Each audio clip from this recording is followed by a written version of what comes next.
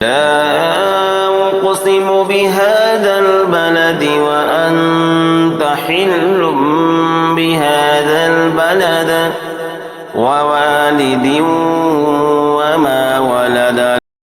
السلام علیکم ورحمۃ اللہ وبرکاتہ. بسم اللہ الرحمن الرحیم. ألم نجعل له عينين ولسانا وشفتين وهديناه النجدين. صدق اللہ مولانا العظیم. محترم سامعین، سورۃ البلد کا یہ دوسرا حصہ ہے، دوسرا پارٹ ہے. اس سے پہلے پہلا حصہ سورۃ البلد کا ہم لوگ پڑھ چکے ہیں. اس حصے میں ہم لوگوں نے یہ پڑھا کہ اللہ تبارک و تعالی نے انسان کو محنت و مشقت میں پیدا فرمایا ہے. یعنی انسان کو اللہ تبارک و تعالی مختلف قسم کے امراض اور مختلف قسم کے غموں میں مبتلا کر دیا ہے. اور اس میں حکمت یہ ہے کہ اللہ تبارک و تعالی اگر ایک انسان کو ایک ہی حالت میں رکھتا تو اس کے اندر اکتاہٹ پیدا ہوتی، اور اس کے اندر اکتاہٹ پیدا ہوتی تو اس اکتاہٹ کو دور کرنے کے لیے اللہ تبارک و تعالی نے انسان کو مختلف قسم کے غموں میں، مختلف قسم کے امراض میں اور مختلف قسم کے پریشانیوں میں مبتلا کر دیا.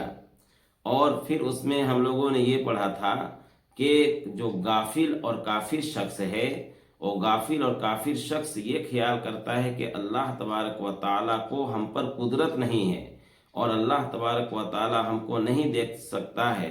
تو اللہ تبارک و تعالیٰ آگے کے جو مضمون ہے اور دوسرے حصے میں ہے، اس میں اللہ تبارک و تعالیٰ یہ فرماتا ہے کہ اگر ایک انسان اپنی خلقت پر، اپنی پیدائش پر جو اللہ نے انعام دیا ہے، اس انعام پر صرف غور و فکر کر لیتا تو خود بخود اسے احساس ہو جاتا، خود بخود یہ معلوم ہو جاتا کہ ہے کوئی ذات جو بنانے والی ہے اور ہے کوئی ذات جو دیکھنے والی ہے. تو آج دوسرے حصے میں ان انعام کو اور ان نعمتوں کو سیکھیں گے یا جانیں گے کہ جو نعمتیں اللہ تبارک و تعالیٰ نے انسانوں کو عطا فرمایا ہے. تو اللہ تبارک و تعالیٰ نے ارشاد فرمایا کہ علم نجعل له عینین ولسانا وشفتین. کیا ہم نے ان کو دو آنکھیں اور زبان اور دو ہونٹ نہیں دیے؟ آ کے مطلب کیا؟ علم نہیں، نجعل ہم نے دیا، نجعل ہم نے دیا، لہو اس کو، عینین دو آنکھیں. یہ تثنیہ ہے. تثنیہ کا مطلب ہوتا ہے کہ جس سے دو چیزیں سمجھی جائے، جیسے کہ واحد ایک تثنیہ ایک جمع. واحد ایک تثنیہ دو اور جمع بہت سارے.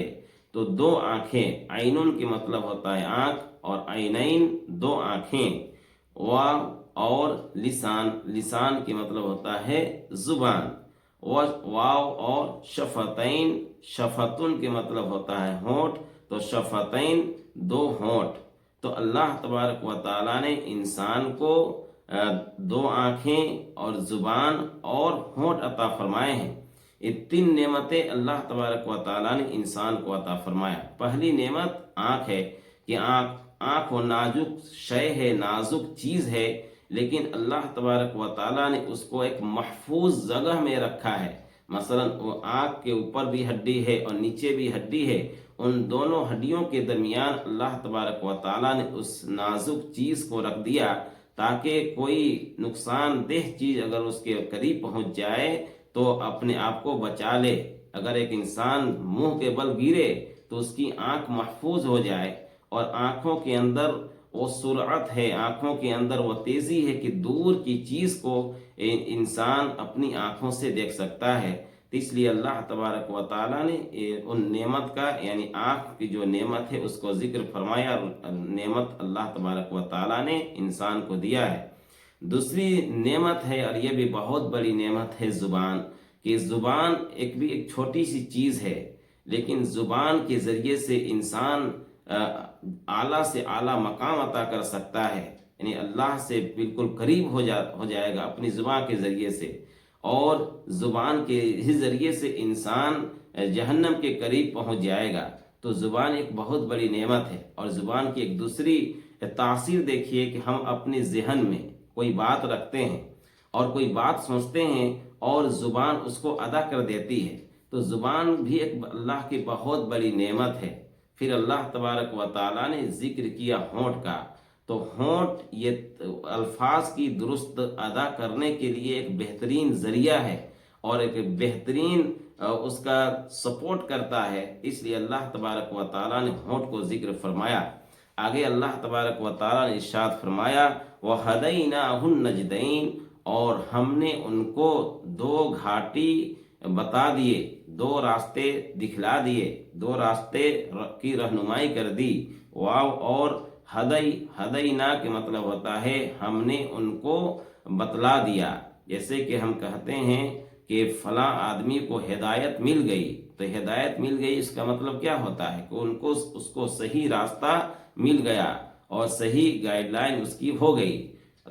ہو اس کو، اور نجدین یہ بھی تثنیہ ہے، نزد گھاٹی کو کہا جاتا ہے جو پستی سے بلندی کے اور جو راستہ جاتا ہے اسے کہا جاتا ہے نجدین یا نجد۔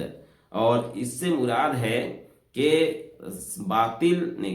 باطل اور صحیح طریقہ، یعنی ایک غلط راستہ، ایک برا، ایک اچھا راستہ۔ تو انسان کو اللہ تبارک و تعالیٰ نے دو راستے بتلا دیے، جیسے کہ اس سے پہلے سورۃ الشمس کے اندر ہم لوگوں نے پڑھا تھا کہ فَأَلْهَمَهَا فُجُورَهَا وَتَقْوَاهَا، کہ اس نے ڈال دیا، اللہ تبارک و تعالیٰ نے ڈال دیا بد کرداری اور پرہیزگاری۔ تو پرہیزگاری کو اللہ تبارک و تعالیٰ نے اور بدکاری کو اللہ تعالیٰ نے ڈال دیا ہے انسانوں کو۔ اب انسان اس کو اپنی عقل کے ذریعے سے اختیار کرے غلط راستے کو یا صحیح راستے کو، انسان کو اللہ تبارک و تعالیٰ نے اختیار دے دیا ہے۔ تو اسی طریقے سے اس کا مطلب ہے کہ ہم نے ان کو دو راستوں کی رہنمائی فرما دی۔ تو اب انسان اپنی عقل کے ذریعے سے اور پیغمبروں کے جو طریقے ہیں، جو پیغمبر اللہ تبارک و تعالیٰ نے بھیجا ہے، ان پیغمبروں کے جو بھیجے گئے کتابوں کو پڑھ کر وہ صحیح اور غلط راستے کو امتیاز کر سکتا ہے اور اسے اختیار کر سکتا ہے۔ آگے اللہ نے فرمایا فَلَقْتَحَمَ الْعَقَبَةَ، فَلَقْتَحَمَ الْعَقَبَةَ، تو عقبہ سے پار نہیں ہو سکا، وہ عقبہ سے گزر نہیں سکا۔